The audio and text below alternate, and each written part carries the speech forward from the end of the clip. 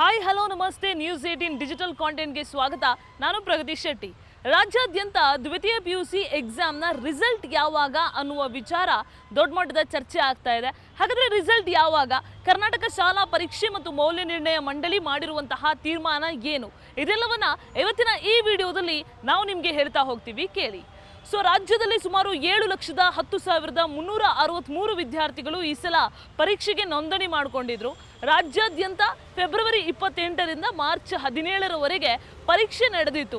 ದ್ವಿತೀಯ PUCಯ ಮೊದಲ ಪರೀಕ್ಷೆ ನಡೆದಿತ್ತು. ಸೊ ಶಿಕ್ಷಣ ಸಚಿವ ಮಧು ಬಂಗಾರಪ್ಪ ಅವರು ಶಿಕ್ಷಣ ಸಚಿವರಾಗಿ ಬಂದಾಗಿನಿಂದ ಮೂರು ಸಲ ಪರೀಕ್ಷೆಯನ್ನು ಬರೆಯುವಂತಹ ಅವಕಾಶವನ್ನು ವಿದ್ಯಾರ್ಥಿಗಳಿಗೆ ಕೊಟ್ಟಿದ್ರು. ಅಂದರೆ SSLC 1, 2, 3 ಅಂತ ಹೇಗೆ ಎಕ್ಸಾಮ್ ಆಗ್ತಾ ಇತ್ತೋ ಅದೇ ರೀತಿಯಾಗಿ ದ್ವಿತೀಯ PUCಯಲ್ಲೂ ಕೂಡ ಮೊದಲನೇ ಸಲ, ಎರಡನೇ ಸಲ, ಮೂರನೇ ಸಲ ವಿಷಯವಾರು ಹೆಚ್ಚುವರಿ ಅಂಕ ಬಂದಂತಹ ಸಬ್ಜೆಕ್ಟ್ ಹೆಚ್ಚುವರಿ ಯಾವ ವಿಷಯಗಳಿಗೆ ನಿಮಗೆ ಜಾಸ್ತಿ ಬೇಕು ಆ ವಿಷಯವನ್ನು ಆಯ್ಕೆ ಮಾಡಿಕೊಂಡು ಎಕ್ಸಾಮ್ ಬರೆಯುವಂತಹ ಅವಕಾಶವನ್ನು ಶಿಕ್ಷಣ ಇಲಾಖೆ ನೀಡಿತ್ತು. ಸೊ ಅದರನ್ವಯ ಈ ಸಲವೂ ಕೂಡ ದ್ವಿತೀಯ PUC ಪರೀಕ್ಷೆಯ ಮೊದಲನೇ ಪರೀಕ್ಷೆ ನಡೆದಿತ್ತು. ಸೊ ಆ ಪರೀಕ್ಷೆಯ ರಿಸಲ್ಟು ಲೆಕ್ಕ ಪ್ರಕಾರ ಇವತ್ತು ಬರಬೇಕಾಗಿತ್ತು, ಅಂದರೆ ಏಪ್ರಿಲ್ 7ಕ್ಕೆ ಬರಬೇಕಾಗಿತ್ತು. ಇದೇ ಮೊದಲನೇ ಸಲ ಶಿಕ್ಷಣ ಸಚಿವರು ಯಾವಾಗ ಎಕ್ಸಾಮ್ ಆಗುತ್ತೆ ಅಂತ ಅನೌನ್ಸ್ ಮಾಡ್ತಾರೋ ಅದೇ ದಿನ ಸಂಭವನೀಯ ಫಲಿತಾಂಶದ ದಿನಾಂಕವನ್ನು ಕೂಡ ಅನೌನ್ಸ್ ಮಾಡ್ತಾರೆ. ಅಂದರೆ ಆ ಸಂಭವನೀಯ ಫಲಿತಾಂಶದ ದಿನಾಂಕ ಇವತ್ತು ಏಪ್ರಿಲ್ 7 ಆಗಿತ್ತು. ಬಟ್ ಕಾರಣಾಂತರಗಳಿಂದ ಏಪ್ರಿಲ್ 7 ರಿಸಲ್ಟ್ ಅನೌನ್ಸ್ ಮಾಡೋದಕ್ಕೆ ಸಾಧ್ಯ ಆಗಿರಲಿಲ್ಲ. ಹಾಗಾದರೆ ಆ ಕಾರಣಗಳೇನು ಅನ್ನೋದನ್ನ ಕೆಲವೊಂದಿಷ್ಟು ಜನ ಹುಡುಕ್ತಾ ಹೋದಂತಹ ಸಂದರ್ಭದಲ್ಲಿ ರಾಜ್ಯದಲ್ಲಿ ಸದ್ಯ ಉಪಚುನಾವಣೆ ಆಗಬೇಕಾಗಿರುವಂತಹ ಕಾರಣದಿಂದ ಆ ಬೈ ಎಲೆಕ್ಷನ್ನ ರೀಸನ್ ಅನ್ನು ಇರೋದ್ರಿಂದ, ಕೋಡ್ ಆಫ್ ಕಂಡಕ್ಟ್ ಕೂಡ ಇರೋದ್ರಿಂದ ಇದೊಂದು ರೀಸನ್ ಕೂಡ ಹೌದು ಅನ್ನುವಂತಹ ಮಾತಿದೆ. ಶಿಕ್ಷಣ ಸಚಿವ ಮಧು ಬಂಗಾರಪ್ಪ ಅವರು ಪ್ರೆಸ್ ಮೀಟ್ ಮಾಡೋ ಹಾಗಿಲ್ಲ, ಈ ರೀತಿಯಾದಂತಹ ಒಂದಷ್ಟು ವಿಚಾರಗಳಿವೆ.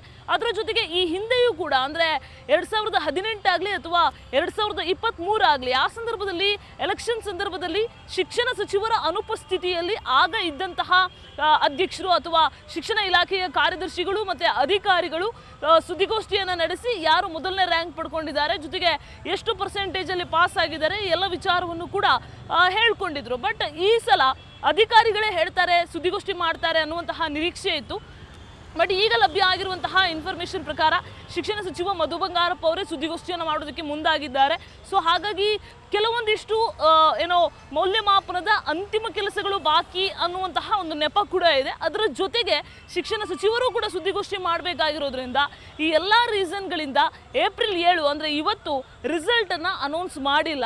ಹಾಗಾದರೆ ಮುಂದೆ ಯಾವತ್ತು ರಿಸಲ್ಟ್ ಅನೌನ್ಸ್ ಮಾಡ್ತಾರೆ ಅಂತ ಕೇಳಿದ್ರೆ ಸದ್ಯಕ್ಕೆ ಆಸ್ ಆಫ್ ನೌ ಇರುವಂತಹ ಇನ್ಫಾರ್ಮೇಷನ್ ಪ್ರಕಾರ ಕರ್ನಾಟಕ ಶಾಲಾ ಪರೀಕ್ಷೆ ಮತ್ತು ಮೌಲ್ಯ ನಿರ್ಣಯ ಮಂಡಳಿಯ ಅಧ್ಯಕ್ಷ ಪ್ರಕಾಶ್ ನಿಟ್ಟಾಲಿ ಕೊಟ್ಟಿರೋ ಇನ್ಫಾರ್ಮೇಷನ್ ಪ್ರಕಾರ ಏಪ್ರಿಲ್ 9ರ ಸಂಜೆ ವೇಳೆಗೆ ರಿಸಲ್ಟ್ ಅನೌನ್ಸ್ ಆಗುತ್ತೆ ಅನ್ನುವಂತಹ ಮಾಹಿತಿ ಇದೆ. ಸೊ ಬಹುಶಃ ಇದು ಕೂಡ ಪೋಸ್ಟ್ಪೋನ್ ಆಗಿ ಏಪ್ರಿಲ್ 10ಕ್ಕೆ ರಿಸಲ್ಟ್ ಅನೌನ್ಸ್ ಆಗ್ಬೋದು. ಆದರೆ 9 ಇಲ್ಲ 10 ಇದೆರಡು ದಿನದ ಒಳಗಡೆ ರಿಸಲ್ಟ್ ಅನೌನ್ಸ್ ಆಗುವಂತಹ ಸಾಧ್ಯತೆ ಇದೆ. ಸೊ ಎಲ್ಲ ಅಂದುಕೊಂಡಂತೆ ಆದರೆ ಈ ಸಲ ದೊಡ್ಡ ಮಟ್ಟದಲ್ಲೇ ಪರ್ಸೆಂಟೇಜ್ ಸಂಖ್ಯೆ ಕೂಡ ಜಾಸ್ತಿ ಇರುವಂತಹ ಸಾಧ್ಯತೆ ಇದೆ.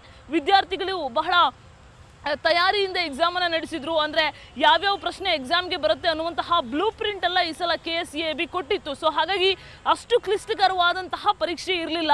CCTVಯ ಕಣ್ಗಾವಲಲ್ಲಿ ಪರೀಕ್ಷೆ ನಡೆದಿದ್ರು ಕೂಡ ಪ್ರಶ್ನೆಗಳು ಯಾವ್ದ್ಯಾವುದು ಬರುತ್ತೆ ಅನ್ನುವಂತಹದ್ದು ನಿರೀಕ್ಷೆ ಮಾಡಬಹುದಾಗಿತ್ತು. ಸೊ ಆ ನಿಟ್ಟಿನಲ್ಲಿ ಈ ಸಲ ಒಳ್ಳೆ ರಿಸಲ್ಟ್ ಬರುವಂತಹ ಸಾಧ್ಯತೆ ಇದೆ. ಅದರಲ್ಲೂ ಪಾಸ್ ಅಂಕವನ್ನು ಕೂಡ ಕಡಿಮೆ ಮಾಡಿರುವಂತಹ ಹಿನ್ನೆಲೆಯಲ್ಲಿ ಈ ಸಲ ಗುಡ್ ರಿಸಲ್ಟ್ ರಾಜ್ಯದಲ್ಲಿ ಬರುವಂತಹ ಸಾಧ್ಯತೆ ಇದೆ. ಬಟ್ ದಿನಾಂಕವನ್ನು ಅನೌನ್ಸ್ ಮಾಡಿ ಈ ದಿನ ಎಕ್ಸಾಮ್ ರಿಸಲ್ಟ್ ಬರುತ್ತೆ ಅಂತ ಅನೌನ್ಸ್ ಶಿಕ್ಷಣ ಸಚಿವರೇ ಮಾಡ್ತಾರೆ. ಆದರೆ ಇದ್ರ ಬಗ್ಗೆ ರಿಸಲ್ಟ್ ಬರೋದಿಲ್ಲ ಅನ್ನೋದ್ರ ಬಗ್ಗೆ ಒಂದು ಕನಿಷ್ಠ ಕ್ಲಾರಿಫಿಕೇಶನ್ ಕೊಡುವಂತಹ ಕೆಲಸ, ಅಂದರೆ ಅಧಿಕೃತವಾಗಿ ಸ್ಪಷ್ಟನೆ ಕೊಡುವಂತಹ ಕೆಲಸ KSEABಯ ಅಧಿಕಾರಿಗಳು ಮಾಡದೇ ಇರುವಂಥದ್ದು ದುರಂತ. ಯಾಕಂದರೆ ರಾಜ್ಯದ 7 ಲಕ್ಷ ವಿದ್ಯಾರ್ಥಿಗಳು ಎಕ್ಸಾಮ್ ಬರೆದಿದ್ದಾರೆ. ಅವರೆಲ್ಲರೂ ಕೂಡ ಪೋಷಕರೆಲ್ಲರೂ ಕೂಡ ಎಕ್ಸಾಮ್ ರಿಸಲ್ಟ್ ಯಾವಾಗ ಅಂತ ಎದುರು ನೋಡ್ತಾ ಇರ್ತಾರೆ.